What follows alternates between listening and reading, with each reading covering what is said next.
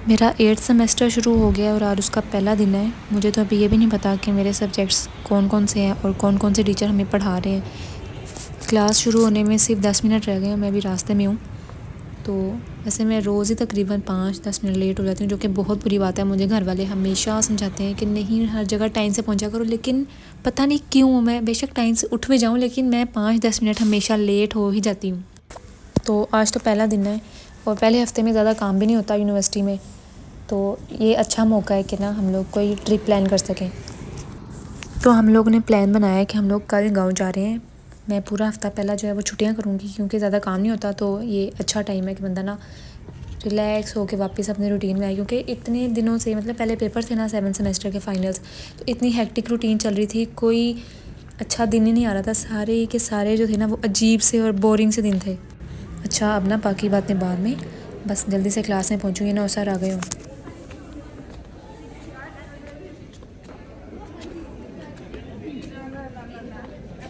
हमारी ना class change हो गई है, तो अब पता नहीं वो कहाँ ढूंढनी पड़ेगी।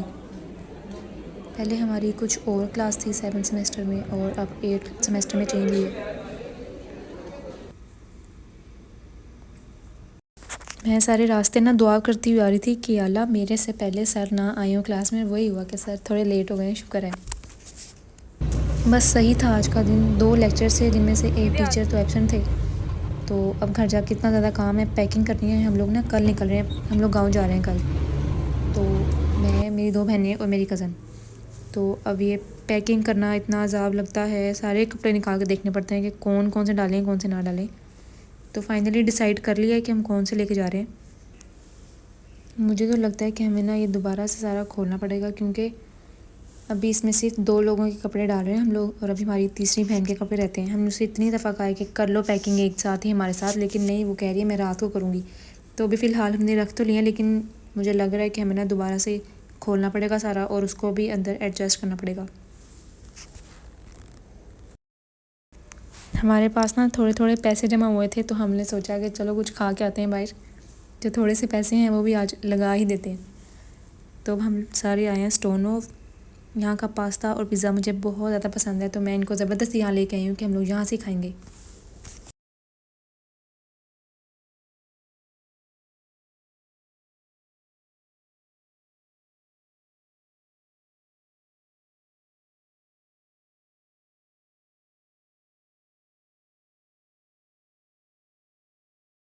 कैपुचिनो लार्ज ओके और 3 डील 9। मैम, ये मिड नाइट है, इस वक्त कवर नहीं क्या नहीं है है। ओके बस। मैम, कितना टाइम? मैक्सिमम चलो ठीक। अब जब तक हमारा खाना रेडी हो रहा है, तब तक हम लोग ऊपर जाके तस्वीरें वगैरह खींचने लगे।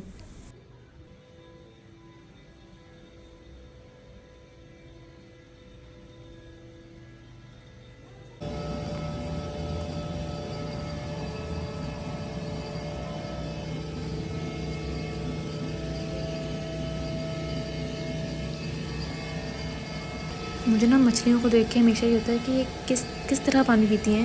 मतलब हमेशा ही देखो, हमेशा ही पानी पी लेती हैं। क्या मतलब, कैसे मैनेज करती हैं ये लोग, इतना पानी कैसे मैनेज करते हैं। मैं अकेली नीचे रह गई, मेरी बाकी बहनें ऊपर चली गई हैं, तो मैं भी अब उनके पीछे जा रही हूँ।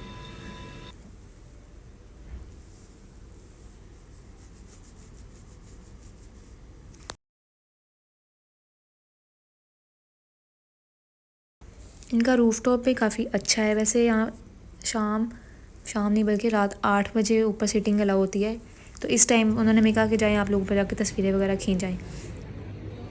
बस अब हमारा खाना आ गया, हम लोग नीचे जा रहे हैं। बहुत ज़्यादा भूख लग गई है अब तो।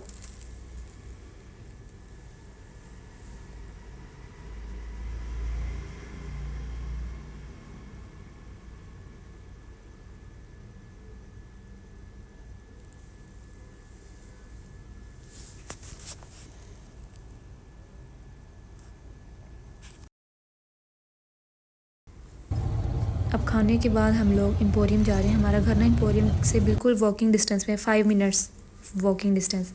तो हम यहाँ पे उतर गए कि हम लोग थोड़ा सा ज़रा अंदर से कपड़े वगैरह देख आएँ, सेल लगी है किसी पे कि नहीं। तो उसके बाद हम लोग यहाँ से घर चले जाएंगे।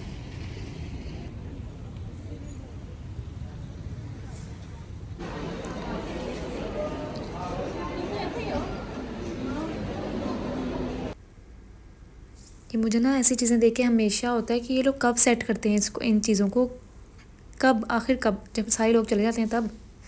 और इतनी बड़ी बड़ी चीज़ें अंदर आ कैसे जाती हैं, समझ नहीं आती।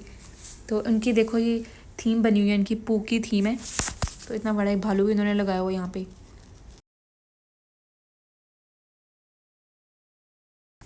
बस अब ये लोग ना रैंडम कपड़े देखी जा रहे हैं। सबको पता है कि इन्होंने कुछ नहीं देना, लेकिन दे कैसे रहे हैं ये लोग, जैसे सारी दुकान ही इन्होंने ख़रीद लेनी है।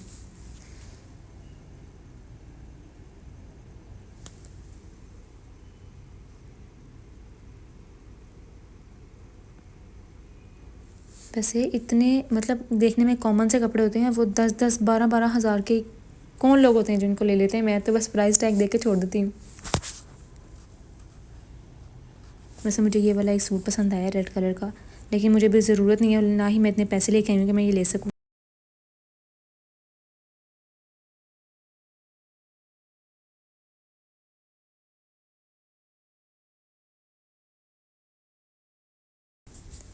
हमें ना ये एक सूट पसंद आया है निकाह के लिए। मेरी कज़न कह रही है मैं तो बस यही पहनूंगी अपनी शादी पे। वो फाइनल करके बैठ गई है मैं ये पहनूंगी, लेकिन उसे पता नहीं है उसकी शादी है कब, लेकिन फिर भी अपने माइंड में सोच के बैठ गई है कि यही है मेरे ख्वाबों का सूट।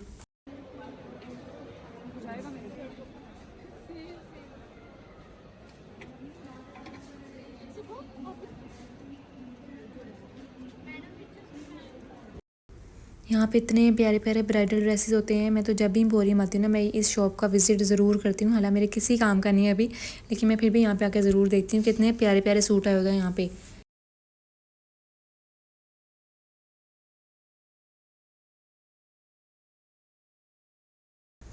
तो चूँकि कल हम लोगों ने गाँव जाना है, तो हम लोग ना यहाँ से डॉलर शॉप से ना एक लूडो देखने आए कि यहाँ पे है कि नहीं। तो अभी हम वही ढूंढ रहे हैं और हमें ढूंढते ढूंढते इतनी क्यूट क्यूट चीज़ें मिल रही हैं।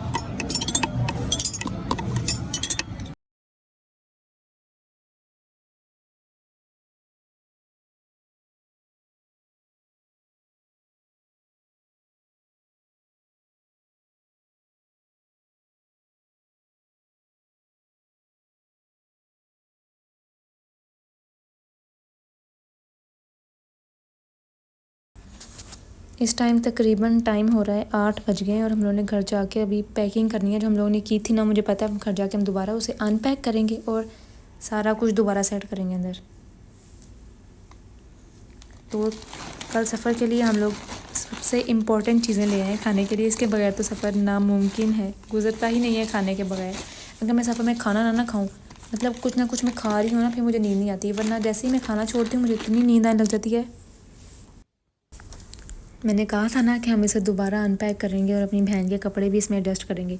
तो हम यही कर रहे हैं। रात को 2 बज गए और अभी तक हमारा काम ही ख़त्म नहीं हुआ पैकिंग करने वाला। अब हम सुबह हमने हालांकि जल्दी उठना है, जल्दी सोएंगे तो उठेंगे ना। खैर अब कल मिलते हैं, अल्लाह हाफिज़।